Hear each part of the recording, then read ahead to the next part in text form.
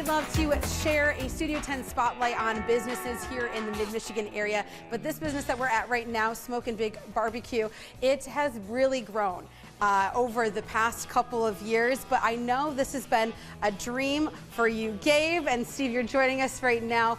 We're going to take it back to 2016, so almost 10 years ago. This was like a thought, and now we're standing behind the bar of a thought and a dream.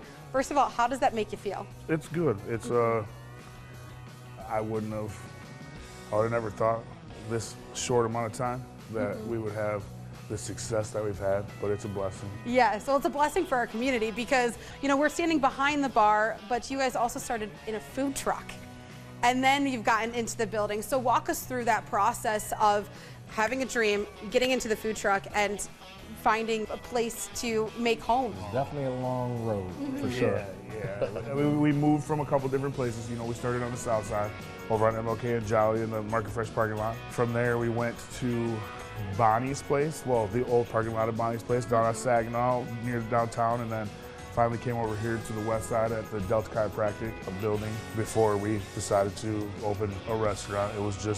It was time, the space issues, catering side of it, having to run and get product all the time. Just having one central location that we could do everything and actually have a walk-in freezer, walk-in cooler and stuff like that, it made sense. It was time. It was time, and it is great when you walk right in. Not only do you smell the food, which is award-winning and has got me drooling, but also you go back and you can see those memories of your journey. We see the food truck, we see the tents as well. Why was that important to bring your journey and show it off when you got this building? We've both been cooking for a long time. We started at Outback, that's where we met. Oh, really? And we always talk back and forth about possibly opening our own spot. Finally came time for that to come to fruition. Very thankful because we had to do a lot of stuff, get that going. We had a lot of people that actually helped us out too. So everybody that came in, trying our food, come to the food truck all the time, love it.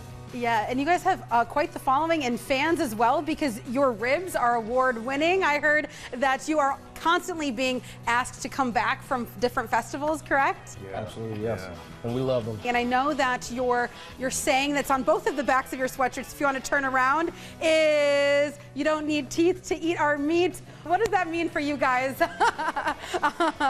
That's your specialty, right? That's our specialty. Everything should just melt right in your mouth. It was actually a customer that came up with that. When we were on the south side. Over at Market Fresh. Wow. He got some ribs and he ate one and he rolled his window down and he said, "You don't even need teeth to eat this." And that is where it stuck, and we started putting it on the back of our shirts. That's been our slogan ever since. Yeah. So it was a customer that came up with that, not one of us. What are some of those obstacles that you guys found, but then you were able to come together and find the motivation to overcome those? Well, number one, the financial part of it. What? Woo! But yes, we had a lot of help. Our builders that helped us out every day, they came in and put their time and sweat to open the side for us, kept it going. We're dealing with the township, dealing with the city of Lansing. Permits. All that stuff takes time to get that ball rolling. There's a lot of different things that we had to adjust. I say just stay patient with it because once it gets rolling, it happens real fast. Yeah, and it's not going to stop. So we have to talk a little bit about your menu. Obviously, so many different kinds of meat. What was it like creating a menu, and what are some of the fan favorites? Some of the fan favorites, what we do now, are definitely some of the stuff we have out here now. We have our loaded fry. That's just with cheese, bacon, sour cream, and some chives on top. You can also get that with any meat on it, pork or brisket. And then we have our 3-meat platter here.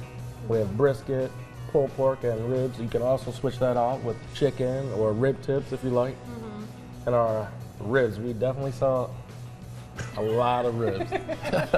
We go for some ribs. Yes. Also another fan favorite, even on the trailer, is the loaded mac and cheese right here. You know, this February is Black History Month, and I wanted to ask too, what is it like to be a Black-owned business here in Lansing, or that also has a reach outside of mid-Michigan in Detroit and also Brighton and all those other places?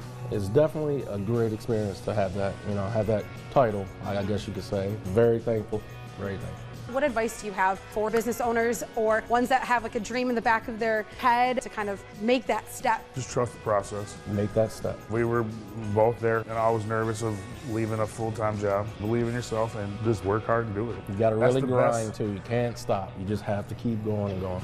Because the second you stop, and you're going to lose it all.